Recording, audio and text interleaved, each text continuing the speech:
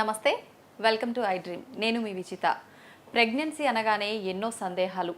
అసలు ఏ వయసులో తల్లి అవ్వాలి, ఏ వయసులో అయితే మనకు కరెక్ట్గా బేబీ హెల్తీగా పుడుతుంది, లేట్ వయసులో అయితే పిల్లలు హెల్తీగా పుట్టరు, అనేక రకాల హెల్త్ ఇష్యూస్ వస్తుంటాయని చెప్పి మనం సాధారణంగా వింటుంటాం. ఇవన్నీ ఎంతవరకు నిజాలు, అసలు నిజంగా ప్రెగ్నెన్సీ అనగానే ఎందుకు ఇలాంటి భయాలు, ఇవన్నీ ఒక అపోహలైనా మనం వింటున్నవి నిజాలు అనే విషయాలన్నింటినీ ఇప్పుడు మేడంతో మాట్లాడి తెలుసుకుందాం. ప్రస్తుతం మనతో పాటు ఉన్నారు సీనియర్ గైనకాలజిస్ట్ బాలాంబ గారు. ఇప్పుడు మేడంతో మాట్లాడి మిగతా విషయాలన్నింటి గురించి డీటెయిల్గా తెలుసుకుందాం. నమస్తే మేడం. నమస్తే అమ్మా. మేడం, తల్లి కాబోతున్నాము అనగానే చాలా సందేహాలు. అసలు ముందుగా ఏ వయసులో తల్లి అవ్వాలి, ఏంటి కరెక్ట్ వయసు ఎంత, ఇలాంటి సందేహాలు చాలా మందిలో ఉంటాయి. దాని గురించి కొంచెం డీటెయిల్గా. మామూలుగా మనం ఇప్పుడు మన గవర్నమెంట్ లా ప్రకారం చూస్తే కూడాను ఆడపిల్లలకి 18 ఏళ్ళు వచ్చేదాకా పెళ్ళిళ్ళు చేయకూడదు. అది ఎందుకన్నారంటేను 18 ఏళ్ల తర్వాత వాళ్ళ మైండ్ మెచ్యూర్ అవుతుంది, ఆర్గన్స్ కూడా మెచ్యూర్ అవుతాయి. ఇంకోటి ఏంటంటే పెళ్ళవగానే మన సొసైటీలో ఎలాగంటే వెంటనే ప్రెగ్నెన్సీ రాకపోతే అమ్మగారు అత్తగారు అందరూ పరిగెత్తుకొచ్చేస్తారు. అంటే ఒక 6 నెలల లోపల అమ్మాయి ప్రెగ్నెంట్ అయిపోవాలి. కానీ ఇందులో చాలా మనం ఆలోచించవలసింది ఏంటంటేను, రేపు పిల్లలు పుడితే వీళ్ళు ఆ పిల్లల్ని పెంచుకోగలరా, ఆ తాహత ఉందా? ఇప్పుడు పిల్లలు కండం అంటే అంత సులువు కాదు కదండి. వాళ్ళు పెంచడం కూడా చాలా ఎక్స్పెన్సివ్ అయిపోయింది ఇప్పుడంతా. ఇవన్నీ కాకుండాను ఆ తల్లి ఆరోగ్యం ఎలా ఉంది అది కూడా చాలామంది పట్టించుకోవట్లేదు. మనం చూస్తే కనుక మన నేషనల్ ఫ్యామిలీ హెల్త్ సర్వే చూస్తే కనుక మన దగ్గర ఎనీమియా తగ్గడానికి బదులు ఇంకా ఎక్కువ అవుతుంది. ప్రెగ్నెంట్ విమెన్లో ఇంకా ఎక్కువ అవుతుంది. NFHS 4 కంటే కూడా 5లో చాలా పెరిగింది. అందులో 53 ఉంటే ఇందులో 57% అయిపోయారు. కాబట్టి ఇది ఎలా అవుతుంది? వాళ్ళు యుక్త వయసులో ఉన్నప్పుడే వాళ్ళకి బ్లడ్ సరిగ్గా లేదు. ఇక తర్వాత బ్లడ్ పెరగకపోతేను రేపు పుట్టే పిల్లలు ఎలా ఉంటారు? కాబట్టి ముందర వాళ్ళు కరెక్ట్గా అయితే కనుక ప్రీ కన్సెప్షనల్ కౌన్సిలింగ్ అని ఉంటుంది. అంటే గర్భం దాల్చే ముందు వాళ్ళు వచ్చి మన దగ్గర కపుల్ అనమాట, భార్యాభర్తలు ఇద్దరు వచ్చి మనతో మాట్లాడాలి. మాట్లాడితే వాళ్ళని పరీక్షలు చేస్తాము. ఆమెకి ఏమైనా ప్రాబ్లమ్స్ ఉన్నాయి అంతకుముందు, బ్లడ్ గ్రూప్స్ ఏంటి ఇద్దరివి, క్యారియర్ జీన్స్ అని ఇప్పుడు అది కూడా చేస్తున్నాం కొంతమందికి. క్యారియర్ జీన్స్ అంటే కొన్ని వంశపారంపర్యంగా వచ్చేవి.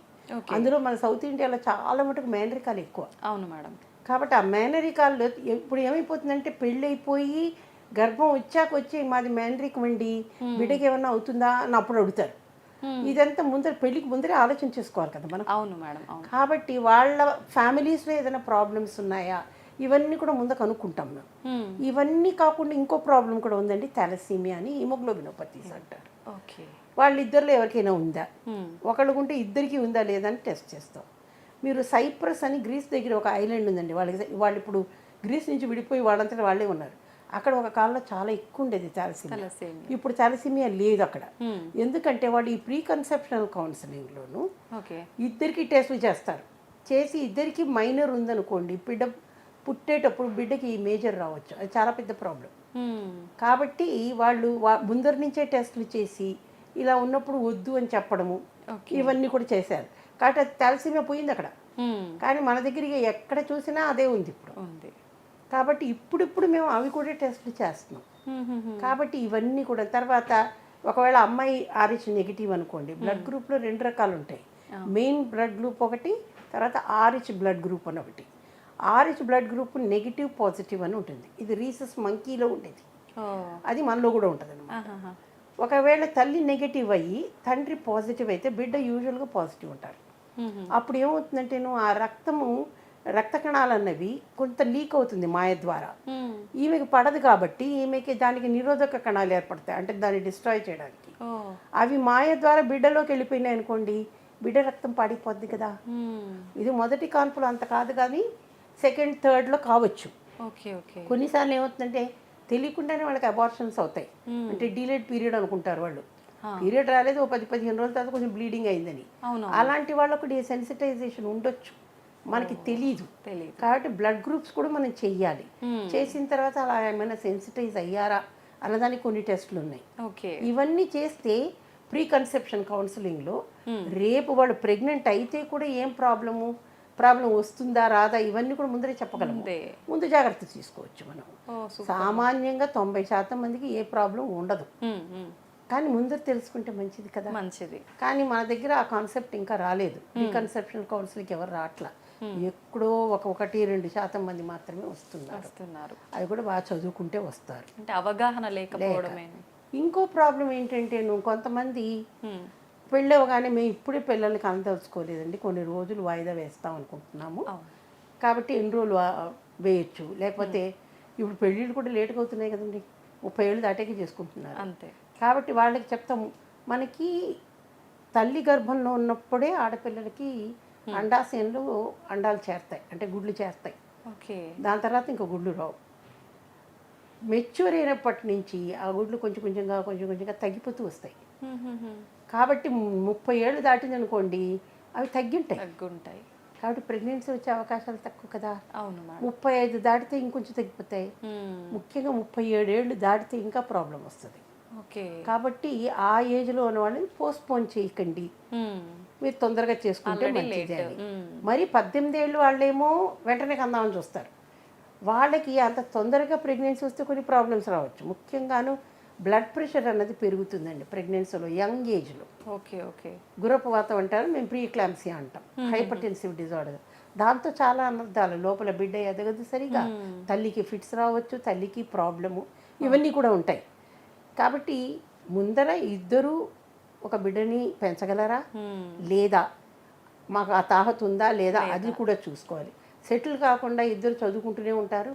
అప్పుడే వచ్చేసి చాలామంది కపుల్స్ వస్తారండి మా దగ్గర, ఏం చేస్తున్నారంటే మేము సివిల్స్కి ప్రిపేర్ అవుతున్నాం, పిల్లలు కావాలి, మరి ఎవరు పెంచుతారయ్యా, మీరిద్దరూ ఉద్యోగాల్లో లేరాయే, ఇప్పటికీ మీ తల్లిదండ్రులు మీరే కాకుండా మీ పిల్లలు కూడా వాళ్ళ మీద ఆధారపడాలా అంటే ఈ ఆలోచన అనేది సరిగా ఎవరికి రావటం లేదు. మనకి 2 విభిన్న కోణాలు, ఒకటేమో ఇలాంటి వాళ్ళు, ఒకళ్ళేమో అన్నీ బాగా ఉండి వాళ్ళు పెంచగలిగితే కూడా మేము పోస్ట్పోన్ చేసుకుంటాం ప్రెగ్నెన్సీ. సో ఇవన్నీ ప్రాబ్లమ్స్ వస్తున్నాయి మనకి. ఏజ్ పెరుగుతుంటే ఏజ్తో ప్రాబ్లమ్స్, మరీ చిన్న ఏజ్లో కంటే ఆ ప్రాబ్లమ్స్ వేరే వస్తున్నాయి. ఎక్కువ ఏజ్ లేట్ అయిపోయిన వాళ్ళ బేబీస్ పుట్టినా అంత హెల్తీగా ఉండరు అంటుంటారు కదా మేడం. అంటే 40 ఏళ్ళు దాటాక జెనెటిక్ ప్రాబ్లమ్స్ చాలా ఉంటాయండి. ఎందుకంటే ఆడవాళ్ళకి ఆ గుడ్లు కూడా 40 ఏళ్ళు కదండి. అవును. మగవాళ్ళకి అలా కాదు, స్పర్మ్స్ ప్రతిరోజు తయారవుతుంటాయి. ఓకే. అది 3 నెలలు పడుతుంది మెచ్యూర్ అయ్యి బయటికి రావడానికి. వాళ్ళకి 80 ఏళ్ళు వచ్చినా తయారవుతుంటాయి. కాబట్టి ఇది ఓల్డ్ ఎగ్, అది యంగ్ స్పర్మ్ కలిసినప్పుడు జెనెటిక్ ప్రాబ్లమ్స్ వస్తాయి కదా. కాబట్టి అవన్నీ కూడా చూసుకోవాలి మనము. తర్వాత ఇంకోటి 40 ఏళ్ళు వచ్చేసరికి ఆడవాళ్ళు కానీ మగవాళ్ళకి కానీ వేరే ప్రాబ్లమ్స్ కూడా వస్తాయి కండి. షుగర్ రావచ్చు, బీపీ రావచ్చు. మొన్ననే చూసాం కదండి, మన హైదరాబాద్లో 25% మందికి షుగర్ ఉందంటున్నారు. అవును. కాబట్టి ఇప్పుడు మేము ఏదో ఒక పేపర్ రాస్తున్నాంలేండి షుగర్ గురించి, ప్రెగ్నెన్సీలో షుగర్ గురించి. మాకు 17.5% వచ్చింది. ఓకే. ప్రెగ్నెన్సీలో అంటే 100 మంది ప్రెగ్నెంట్ పేషెంట్స్ వస్తే మా దగ్గర అందులో 17.5 మందికి షుగర్ ఉంది. అది క్యారీ ఫార్వర్డ్ అవుతుందా మేడం, తగ్గిపోతుందా? అంటే జెస్టేషనల్ డయాబెటీస్ అంటాం దీన్ని. అంటే ప్రెగ్నెన్సీలో మేము డయాగ్నోస్ చేసిన దాన్ని మాత్రం అంటాం. తర్వాత కూడా వాళ్ళు డెలివరీ అయిపోయినాక టెస్ట్ చేస్తాం వాళ్ళని. ఒకవేళ ఉందనుకోండి అప్పుడు వాళ్ళని కంట్రోల్ చేసుకోమని చెప్తాము. ఓకే. రెండోది ఏంటంటే ఈ ప్రెగ్నెన్సీలో వచ్చిన వాళ్ళకి ఒక 5-10 ఏళ్లలో నిజంగానే షుగర్ వచ్చే అవకాశాలు ఎక్కువ. ఈ ప్రెగ్నెన్సీలో వస్తే నెక్స్ట్ ప్రెగ్నెన్సీలో తప్పకుండా వస్తుంది. దాని మూలాంచి వచ్చే అనర్థాలు కూడా చూసుకోవాలి కదా మనం. సో ఇవన్నీ ప్రాబ్లమ్స్ చాలా ఉంటాయి. అందుకే ముందర ప్రెగ్నెన్సీ ముందర వచ్చి మమ్మల్ని కనుక్కోండారా అని చెప్తాము. కానీ చాలా మటుకు ఇందాక నేను చెప్పినట్లు పెళ్ళి అయిపోయినాక వచ్చి మాది మేనరికం అండి, మేము ప్రెగ్నెంట్ అయిపోయి ఏమన్నా బేబీకి ప్రాబ్లం వస్తుందా అంటే అప్పుడు ఏం చేస్తాం. అంతే. కాబట్టి ఇవన్నీ ముందర నుంచే ప్లాన్ చేసుకోవాలి. ఓకే. అంటే ఏదైనా ఆప్షన్ ఉంటుందా మేడం అట్లా జెనెటిక్స్కి సంబంధించిన ప్రాబ్లమ్స్ పిల్లలకి? అంటే వాళ్ళకి ఎక్స్ప్లెయిన్ చేస్తాము అప్పుడు, నీకు ఈ ప్రాబ్లం ఉంది, క్యారియర్ జీన్స్ అంటారు కొన్ని క్యారియర్ జీన్స్ అంటే ఇద్దరిలో ఉందనుకోండి బిడ్డకు వచ్చే అవకాశాలు చాలా ఎక్కువ కదా. ఓకే. అలాంటప్పుడు వాళ్ళకి ఎక్స్ప్లెయిన్ చేస్తాం, ఈ రిస్క్ ఉంటుంది. ఈ రిస్క్ ఉన్నప్పుడు కొన్ని టెస్టులు చేస్తాం బేబీకి ఒకవేళ అది ప్రాబ్లం ఉంది అంటే మనం అబార్ట్ కూడా చేసుకోవచ్చు కదండి. మనకి అబార్షన్లో ఉంది కదా ఇప్పుడు. అవును. అది అమెరికా లాంటి చోట్ల అది లేదు కాబట్టి ఆప్షన్ కష్టం వాళ్ళకి, కానీ మనకు అది ఉంది. కానీ అది ఎలా తెలుస్తుంది? వచ్చిన ప్రతి వాళ్ళకి ముందర క్యారియర్ జీన్స్ చేయకపోతే వచ్చిన ప్రతి వాళ్ళకి మనం జెనెటిక్ టెస్ట్లు చేయలేము. ముందు వాళ్ళు ఓపెన్ అయ్యి చెప్తే మా ఇంట్లో ఇలాంటి ప్రాబ్లం ఉంది, నాకు వచ్చే అవకాశం ఉందా అన్నప్పుడు మనం చూడగలం. అంతే. ఓకే. ఇంకోటి కూడాను థైరాయిడ్ ప్రాబ్లం ఒకటి చూసుకోవాలి. ఇటీవల కాలంలో షుగరే కాదు, థైరాయిడ్ కూడా చాలా మందికి ఉంది. అవును అవును మేడం. మామూలుగానే థైరాయిడ్ ఉన్నప్పుడు అండి మొదటి 3 నెలల్లో బిడ్డ తయారు చేయదు గర్భంలో థైరాయిడ్. అప్పుడు దాని నర్వస్ సిస్టమ్ అంటే మెదడు, నాడీ మండలం డెవలప్ అవడానికి థైరాయిడ్ చాలా ముఖ్యము. సో తల్లికే థైరాయిడ్ సరిగా పనిచేయట్లేదు అంటే బిడ్డ మీద ఎఫెక్ట్ వస్తుంది కదా. ఖచ్చితంగా. కాబట్టి ఆ థైరాయిడ్ పరీక్షలు కూడా వాళ్ళు చేసుకోవాలి, దానికి తగ్గ ట్రీట్మెంట్ వాళ్ళు తీసుకోవాలి. ఓకే, అది ప్రాబ్లం.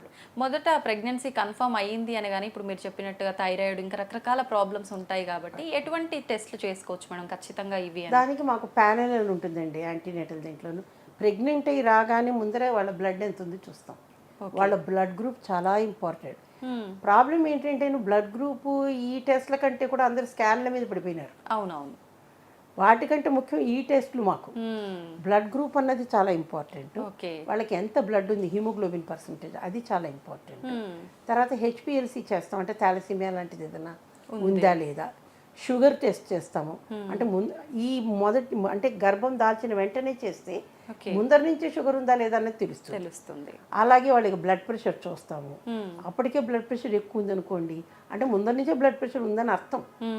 కాబట్టి దాని ట్రీట్మెంట్లు సరిగా ఇవ్వడం ఇవన్నీ కూడా జరుగుతాయి. కాబట్టి నెల తప్పగానే వాళ్ళు ఫస్ట్ రావాలి మా దగ్గరికి. ఇంకో అపోహ ఏంటంటే మన దగ్గర చాలా మటుకు 3 నెలలు దాటిదాకా ఎవరు డాక్టర్ దగ్గరికి రారు. అంతా కన్ఫర్మ్ అయినాక అనుకుంటే కాబట్టి కొన్ని టెస్టులు తప్పిపోతాయి. ఇంకొక ప్రాబ్లం కూడా ఏంటంటేను డాక్టర్ని మారుస్తుంటారు బట్టలు మార్చినట్టు. దాంతో కూడా ఒక్కొక్కరికి ఒక్కొక్క ప్రోటోకాల్ ఉంటుంది. ఇప్పుడు నా దగ్గరికి వస్తే నేను కొన్ని బ్యాటరీ ఆఫ్ టెస్ట్ చేస్తాను, నా పద్ధతి అది. ఇంకోటి దగ్గర నుంచి నా దగ్గరికి వచ్చినప్పుడు ఆ పద్ధతి దెబ్బతింటుంది కదా. అంతే. ఇప్పుడు నేను ఎవరిని తప్పు పట్టట్లేదు, ఎవరికి ఎలా నచ్చుతుందో అలా చేస్తారు వాళ్ళు. కానీ 2-3 డాక్టర్ల దగ్గర చూపించుకుని వస్తుంటారు, అది కూడా ప్రాబ్లమే వాళ్ళకి. ఎవరో ఒక డాక్టర్ దగ్గర నమ్మాలా, కంటిన్యూ అవ్వాలా, వాళ్ళు ఎలా చెప్తే అలా వినాలి. ఇంకో ప్రాబ్లం ఏంటి, 9 నెలల దాకా మా దగ్గర చూపించుకుంటారు, లాస్ట్లో ఎక్కడో చిన్న ఊర్లో పోయి కంటామంటారు. ఏమంటే మేము పుట్టింటికి వెళ్ళి డెలివరీ అవ్వాలి, మా అమ్మ రాలేదు, లేకపోతే అబ్బాయి చెప్తాడు నేను చూసుకోలేను కదండి అందుకని ఏదో చెప్తారు. కానీ ట్రెడిషన్ కూడా కదా. దాంతో ఏమవుతుంది, ఇన్ని రోజులు మేము అన్నీ చూసి అన్ని జాగ్రత్త పడ్డాక డెలివరీలో ఏదైనా ప్రాబ్లం వచ్చిందనుకోండి మరి తప్పు మాది కాదు కదా. సో ఇవన్నీ కూడా ముందరే ఆలోచన చేయాలి, ప్లాన్ చేసుకోవాలి. డెలివరీ ఎక్కడ చేసుకోవాలి, ఆ నర్సింగ్ హోమ్లో అందరూ అందుబాటులో ఉన్నారా, మత్తు డాక్టర్ గారు ఉన్నారా, పిల్లల డాక్టర్ ఉన్నారా, ఈ డాక్టర్ 24 గంటలు అందుబాటులో ఉంటారా లేదా, నర్సింగ్ ఫెసిలిటీ బాగుందా, ఆపరేషన్ థియేటర్ ఉందా లేదా, ఇవన్నీ కూడా. ఇప్పుడు మనకి గవర్నమెంట్లో అన్నీ అందుబాటులో ఉన్నాయండి, కానీ ప్రైవేట్ హాస్పిటల్కి వెళ్ళేటప్పుడు ఇవన్నీ కూడా చూసుకోవాలి మనం కదా. అవును అవును మేడం, అది చాలా ముఖ్యము. కానీ ఎవరు ఇవన్నీ కూడా పెద్ద పట్టించుకోవట్లేదు, అది వచ్చిన కష్టం. ఓకే మేడం, ఎక్కువగా ప్రెగ్నెన్సీ స్టార్టింగ్ టైంలో ఎలాంటి సమస్యలు వచ్చే అవకాశం ఉంటుంది మేడం? మామూలుగా ప్రెగ్నెన్సీ మొదటి 3 నెలలు వచ్చే సమస్యలు వాంతులు. కొంతమందికి చాలా ఎక్కువ ఉంటాయి వాంతులు, వాళ్ళు ఏమి తినలేరు. అలాంటప్పుడు కీటోసిస్ అని వస్తుంది, అది మంచిది కాదు. కాబట్టి ఎక్కువ వాంతులు ఉన్నప్పుడు వెంటనే డాక్టర్ దగ్గరికి వెళ్ళాలి. కంట్రోల్ చేయడానికి చాలా మందులు ఉన్నాయి మనకి ఇప్పుడు, కాబట్టి అది పెద్ద ప్రాబ్లం అయితే కాదు. తర్వాత ఇంకో ప్రాబ్లం, కొంతమందికి బ్లీడింగ్ ఉంటుంది ప్రెగ్నెన్సీలో. కొంచెం బ్లీడింగ్ అయినా వెంటనే వచ్చేసేయాలి వాళ్ళు డాక్టర్ దగ్గరికి. ఎందుకు బ్లీడ్ అవుతున్నారు, ఇదేమైనా అబార్షన్ అవుతుందా లేదా, బిడ్డకి ఏదైనా ప్రాబ్లం ఉందా, మాయలో ఏదైనా ప్రాబ్లం ఉందా, ఇవన్నీ కూడా చూస్తామన్నమాట. ఏ సమస్య వచ్చినా వెంటనే డాక్టర్ దగ్గరికి వెళ్ళాలి. ఎందుకంటే ఎదురింటి వాళ్ళు పక్కింటి వాళ్ళ మాటలు డాక్టర్ కంటే ఎక్కువ ఉంటారు వాళ్ళు. అవునవును, వాళ్ళు ఏం కాదు నువ్వు ఇంట్లో ఉండు అంటే ఇంట్లో ఉండిపోతారు. ఇది ఒక ప్రాబ్లం. నిజంగానే మేడం, అంటే సమస్య సేమ్ ఇద్దరు మనుషులకు ఉన్నా కూడా ఎవరి బాడీ తత్వాన్ని బట్టి వాళ్ళకు ఉంటుంది కాబట్టి. ఆ బ్లీడింగ్ ఈ కారణం మూలంచి అందరికీ కాదు కదా, కాదు అందరికీ ఒకే కారణంతో కాదు. అవును అవును. ఓకే, అయితే మేడం ఎక్కువగా చాలా మందికి డెలివరీ టైం వరకు కూడా బ్లీడింగ్ అవుతానే ఉంటుంది అంటుంటారు కదా, అది ఎట్లాంటి కండిషన్లో అవుతుంది? ఎక్కువ మందికి ఎవరికి కాదండి, చాలా తక్కువ మందికి బ్లీడింగ్ కావచ్చు. అది మాయ ఉండే పొజిషన్ని బట్టి. ఓకే, మామూలుగా మాయ అన్నది గర్భాశయంలో పైన ఉండాలి, ముందు వైపు కానీ వెనక వైపు కానీ. కొన్నిసార్లు అది కిందికి ఉంటుంది, ప్లసెంటా ప్రీవియా అంటాం దాన్ని, అంటే బిడ్డ కంటే ముందర వస్తుంది అనమాట. అలా రాకూడదు, బిడ్డ తర్వాత రావాలి ప్లసెంటా అనేది. అలాంటప్పుడు కొంత బ్లీడింగ్ అవుతూ ఉంటుంది. అందులోనూ దాంట్లో మేజర్ డిగ్రీ ప్లసెంటా ప్రీవియా ఉంటుంది, అది తల్లికి కూడా చాలా ప్రాబ్లం. ఎందుకంటే వాళ్ళకి బ్లీడింగ్ అవుతూనే ఉంటుంది అప్పుడప్పుడు ముందర కొంచెం కొంచెం అవ్వచ్చు, కానీ సడన్గా చాలా అయ్యింది అనుకోండి, తల్లి కూడా కొలాప్స్ వస్తుంది, లోపల బిడ్డ కూడా పోతుంది కదా. ఈమె బీపీ పడిపోతే మరి బిడ్డకి బ్లడ్ ఎలా అందుతుంది? సప్లై అవ్వదు.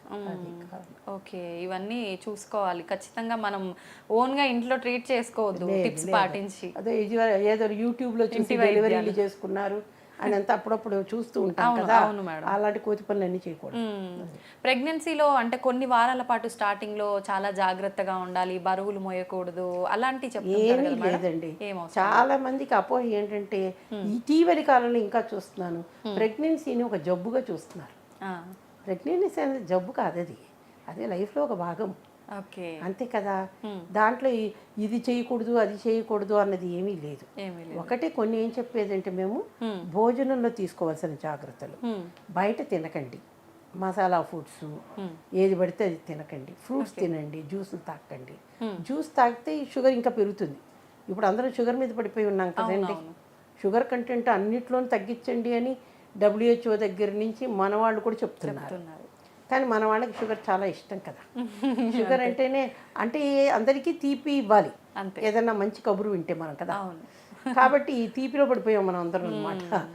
ఆ తీపి వస్తువు కొంచెం తగ్గించమంటాం, మసాలాలు, ఎందుకంటే అసిడిటీ అవి పెరుగుతాయి కాబట్టి ఇవన్నీ జాగ్రత్తలు ఉండాలి.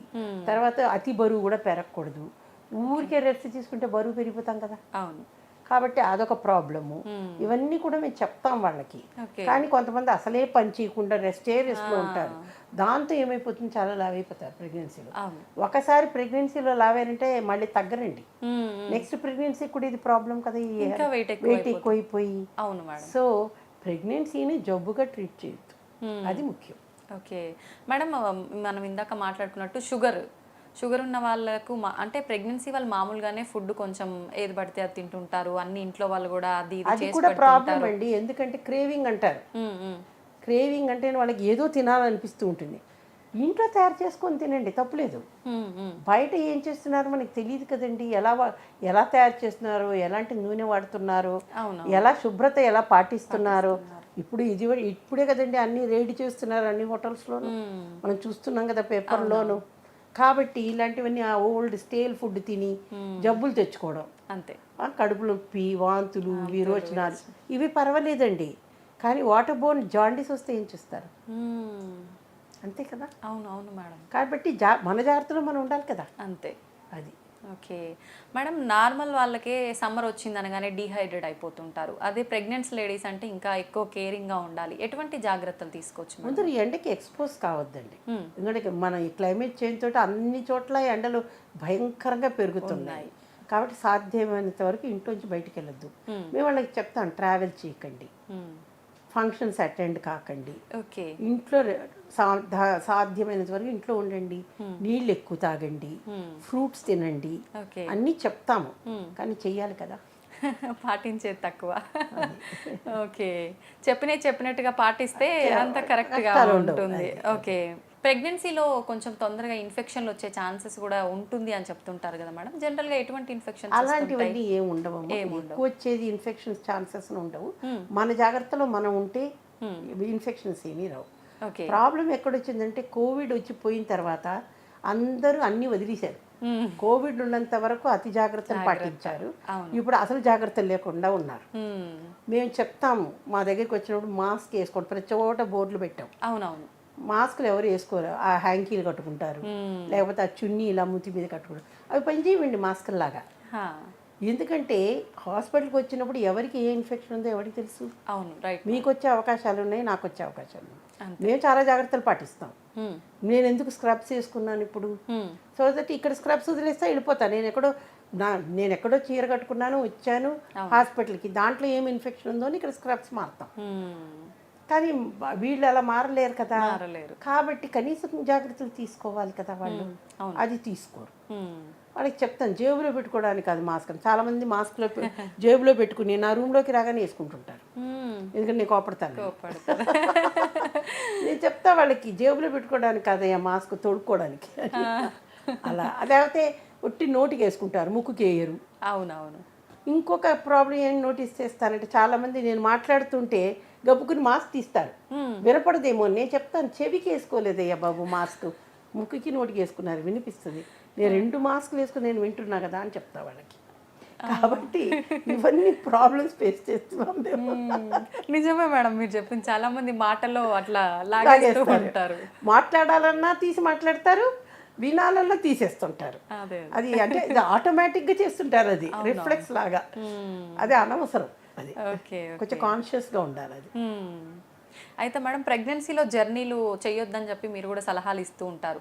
ఎక్కువగా ఏ మంత్ నుంచి ఏ మంత్ వరకు జర్నీలు? మొదటి 3 నెలలు చేయకుండా ఉంటే మంచిదండి. ఇప్పుడు మనకి ఇంటర్నేషనల్ పేషెంట్స్ కూడా చాలా మంది వచ్చిస్తున్నారు. ఎందుకంటే అక్కడ ప్రెగ్నెంట్ అవుతారు, ఇక్కడ వస్తారు తల్లి దగ్గరికి, వచ్చి కొన్ని రోజులు ఉంటారు, మళ్ళీ వెళ్ళాలి, ఫ్లైట్లో వెళ్ళాలి. అది లాంగ్ డిస్టెన్స్ ఫ్లైట్స్ కదండి, జాగ్రత్తగా ఉండాలి. 7 నెలలు దాటిన తర్వాత ఎయిర్లైన్స్ వాళ్ళే టికెట్లు ఇవ్వరు. కాంప్లికేషన్స్ ఉన్నాయనుకోండి, వాళ్ళు కూడా వెళ్ళకూడదు. ఓకే. ఒకవేళ ఏదో కాంప్లికేషన్ అక్కడి నుంచి ఇక్కడికి రావద్దు, వచ్చినాక మళ్ళీ వెనక్కి వెళ్తామని చెప్పొద్దు. అవును.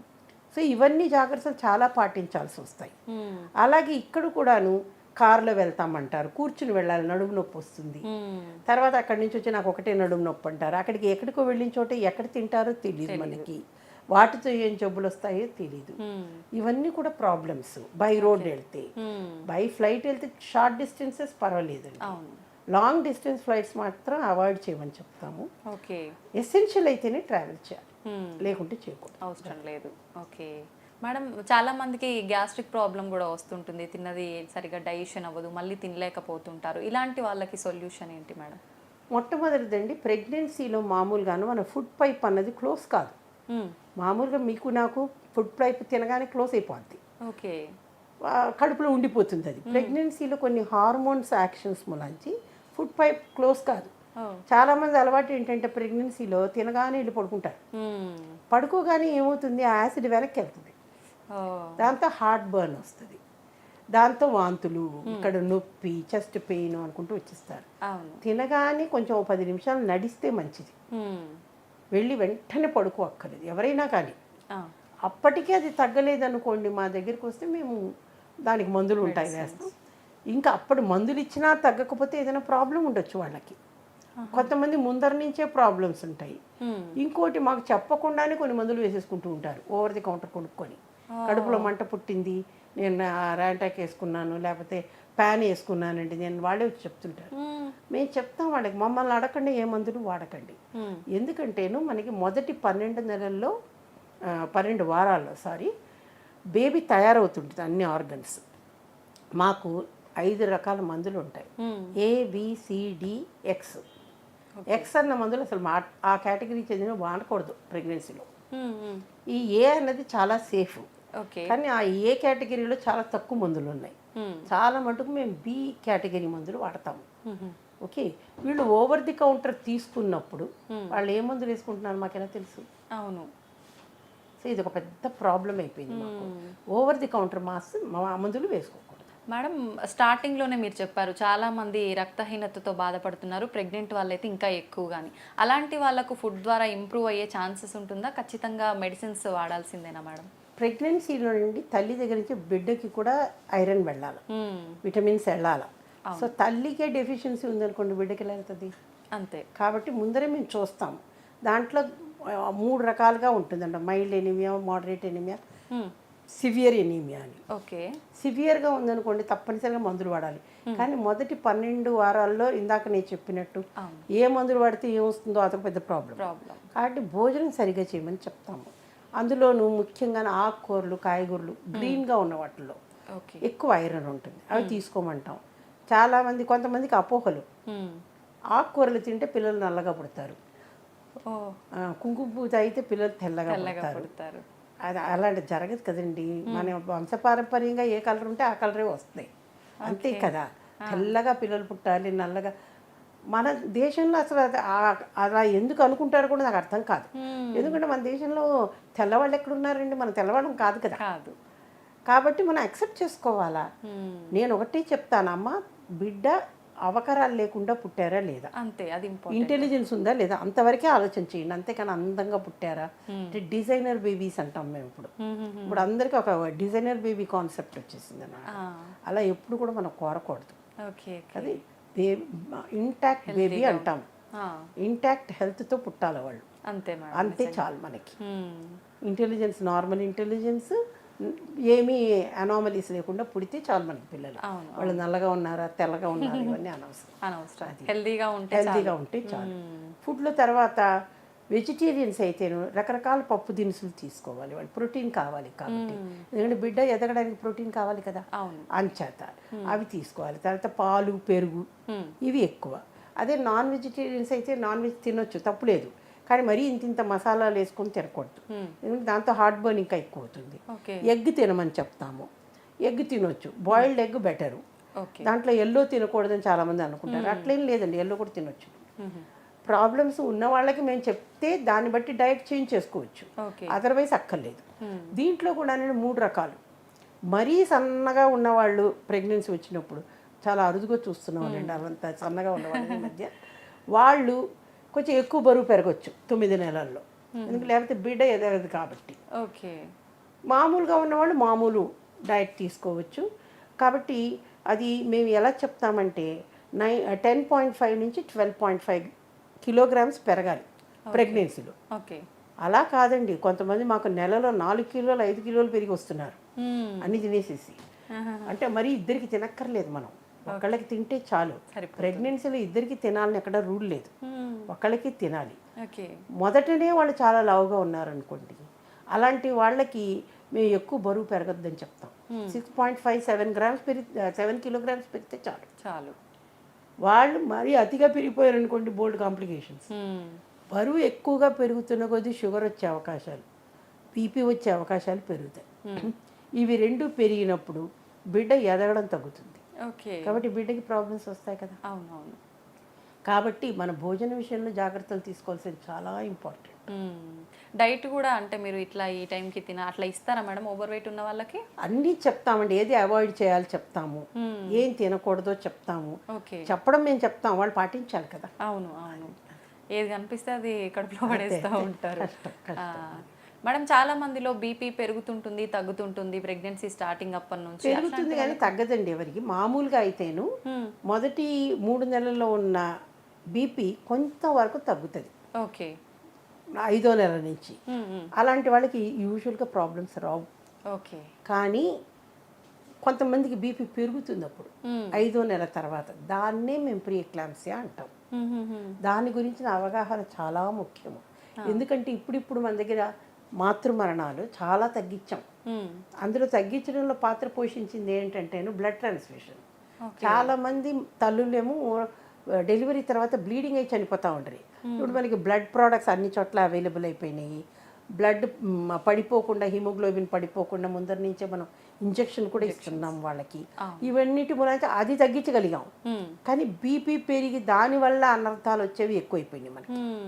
కాబట్టి అది తగ్గించాలంటే అందరికీ అవేర్నెస్ అనేది రావాలి. నాకు ఇది పెరిగే అవకాశం ఉందని. కొంచెం బీపీ పెరిగింది అనుకోండి, డాక్టర్ ఎలా చెప్తే అలా చేయాలి. అవును. చిన్న చిన్న ఊర్లలో వెళ్ళి డెలివరీ చేసుకోకూడదు వాళ్ళు.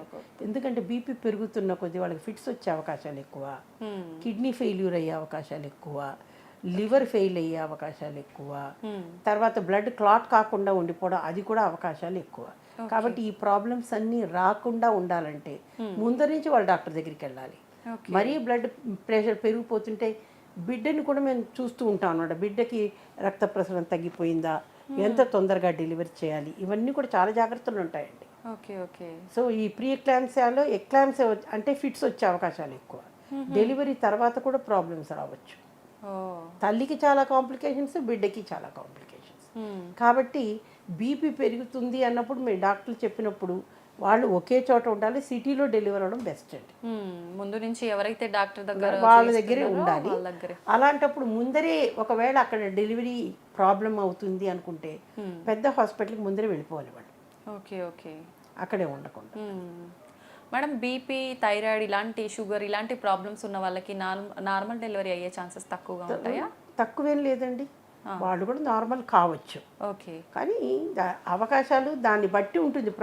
ప్రెషర్ చాలా ఎక్కువ ఉందనుకోండి, తల్లికి ఏదో ప్రాబ్లం వస్తుంది, నార్మల్ డెలివరీ కాదనుకోండి, అప్పుడు మాత్రమే సిజేరియన్ చేస్తాం. ఓకే. ప్రతి డాక్టర్ వచ్చిన ప్రతి వారికి సిజేరియన్ చేస్తారని ఇప్పుడు అనుకోకూడదండి. అవసరం ఉంటే చెయ్యాలి, ఓకే. అవసరం లేకపోతే చేయక్కర్లేదు. కానీ ఇదివరకటి కాలంలో ఎప్పుడో ఓ 30 ఏళ్ల క్రితం 40 ఏళ్ల క్రితం WHO 15% చేయాలని చెప్పి ఇప్పుడు కూడా అలా చేయాలంటే కుదరదు. ఎందుకంటే ఇప్పుడు పేషెంట్స్ వయసు వచ్చాక మీద పడ్డాక ప్రెగ్నెన్సీలు వస్తున్నాయి, వాళ్ళకి ఎన్నో కాంప్లికేషన్స్ ఉంటున్నాయి. అలాంటప్పుడు సిజేరియన్ బిడ్డని సేవ్ చేయడానికి, తల్లిని సేవ్ చేయడానికి చేసే తీరాలి. కాబట్టి నా పర్సనల్గా నా ప్రకారం 30% వరకు సిజేరియన్స్ కావచ్చండి, కానీ మరీ 80-85% సిజేరియన్స్ చేయకూడదు. ఓకే మేడం, ఇంకొక కొత్త ప్రాబ్లం ఏంటంటే పేషెంట్ బాగానే ఉంటుంది, తల్లి వచ్చి చెప్తుంది మా అమ్మాయి నొప్పులు భరించలేదండి ఆపరేషన్ చేయండి. హస్బెండ్ వచ్చి చెప్తాడు మా ఆవిడ చాలా సెన్సిటివ్ అండి అని చెప్పి సిజేరియన్ చేసేయండి. కానీ అది ఆన్ డిమాండ్ అంటాం, అది మంచి పద్ధతి కాదు. ఎందుకంటే సిజేరియన్తో వచ్చే ప్రాబ్లమ్స్ దానికి ఉన్నాయి, చాలా ఎక్కువగా బిడ్డకి ఉన్నాయి, తల్లికి కూడా ఉన్నాయి. దాంతో వచ్చే ప్రాబ్లమ్ ఫ్యూచర్ ప్రెగ్నెన్సీస్ కూడా ప్రాబ్లమ్స్ రావచ్చు దాంతో. అవసరం అనుకోండి తప్పక చేయాలి, తల్లిని కాపాడడానికి, బిడ్డని కాపాడడానికి. కానీ ఏదో వాళ్ళు నొప్పులు భరించలేరు కాబట్టి అన్నీ సవ్యంగా ఉన్నా ఆపరేషన్ చేయించుకోవడం అనేది మంచి పద్ధతి కాదు. ఇంకోటి ముహూర్తాలు, సిజేరియన్లు ఇప్పుడు ఒక 10-15 ఏళ్ల నుంచి ముహూర్తాలు ఎక్కువ చూస్తున్నానండి. అంతకుముందు ఎవడో అడగలేదు మమ్మల్ని ముహూర్తానికి చేయడం. నేను చెయ్యను ముహూర్తానికి, అంటే ఆన్ ప్రిన్సిపల్ చేయను నేను. ఎందుకంటే పగటిపూట చేయాలండి, అది కన్వీనియంట్గా అందరూ ఉంటారు అప్పుడు, అన్ని స్పెషాలిటీస్ వాళ్ళు. అర్ధరాత్రి, అపరాత్రి, తెల్లారుజామున ఏదో ముహూర్తం పెడతారు. అప్పుడు మనకి మనుషులు ఎవరు అందుబాటులో ఉంటారు చెప్పండి? కాంప్లికేషన్ ఏదైనా అయితే తర్వాత నెలలు నిండకుండా ఎందుకు చేయాలండి? వాళ్ళు అడుగుతున్నారని 9 నెలలకి. ఇప్పుడు అది కూడా కాన్సెప్ట్ మారింది, 39 వారాలు దాటాకే మనం డెలివరీ చేయాలి. 37 వారాలకే చేయొచ్చండి, మాకు ఇదే మంచి ముహూర్తం, లేకపోతే అదేదో అమావాస్య, పౌర్ణమి, అష్టమి, నవమిని ఏదో చెప్తారండి. నేను చెప్తాను, దేవుడు చేసిన ప్రతిరోజు మంచి రోజే కదండి. ఆయన ఎందుకు చెడ్డ రోజు చేస్తాడు? మీకు అంత నమ్మకం ఉంటే ముహూర్తాల మీద కదా. నార్మల్ డెలివరీ అనుకోండి, నొప్పులు ఎప్పుడు వస్తాయి ఎవరికి తెలియదు. కాబట్టి ఇవన్నీ కూడా మన అంటే చదువుకుంటున్నాం కానీ హేతుబద్ధంగా ఎవరు ఆలోచన చేయట్లా. Madam, normal delivery caesarean topic వచ్చింది కాబట్టి చాలామంది ఏమనుకుంటారంటే పెయిన్స్ వచ్చిన తర్వాత వెంటనే వెళ్తే నార్మల్ డెలివరీ చెయ్యరు, సిజేరియన్ చేస్తారు, ఎక్కువసేపు పెయిన్స్ వచ్చే వరకు ఇంట్లోనే ఉండి తర్వాత హాస్పిటల్కి వెళ్తే అది కూడా ప్రాబ్లమే కదండి. ఎక్కువసేపు ఇంట్లో ఉన్నారనుకోండి, నీరు పోయింది, లేదా ఆమెకి నార్మల్ డెలివరీ అయ్యే అవకాశాలు లేవు, సిజేరియనే చెయ్యాలి, బిడ్డ తల ఇరుక్కుపోయింది అనుకోండి, లేటుగా వస్తే తల్లికి ముప్పు, బిడ్డకి ముప్పు. రెండోది నార్మల్ డెలివరీ అయ్యే అవకాశాలు అనుకోండి, రోడ్డు మీద డెలివరీ అయిపోతే అప్పుడు మీ టీవీ వాళ్ళందరూ వచ్చి మమ్మల్ని తిడుతూ ఉంటారు, పేషెంట్ని షిఫ్ట్ చేసే లోపల డెలివరీ అయిపోయింది, డాక్టర్లు చూసుకోలేదని తిడుతుంటారు. డాక్టర్ల నిర్లక్ష్యం, డాక్టర్ నిర్లక్ష్యం ఎక్కడ ఉంటుందండి? కానీ అలానే వస్తాయి కదా మేడం వార్తలు. ప్రాబ్లం ఏంటంటే మీరు నెగటివ్ న్యూస్ ఎక్కువ చూపిస్తారు, పాజిటివ్ న్యూస్ ఎప్పుడేం చూపిస్తారండి? అందరూ ఉండరు మేడం అట్లా. అమ్మా, ఎలక్ట్రానిక్ మీడియా కానీ ప్రింట్ మీడియా కానీ అన్ని నెగటివ్ న్యూస్లో ఎక్కువ. ఫాలో అప్ ఏమైనా ఉంటుంది ఏంటి? ఉండదు. అది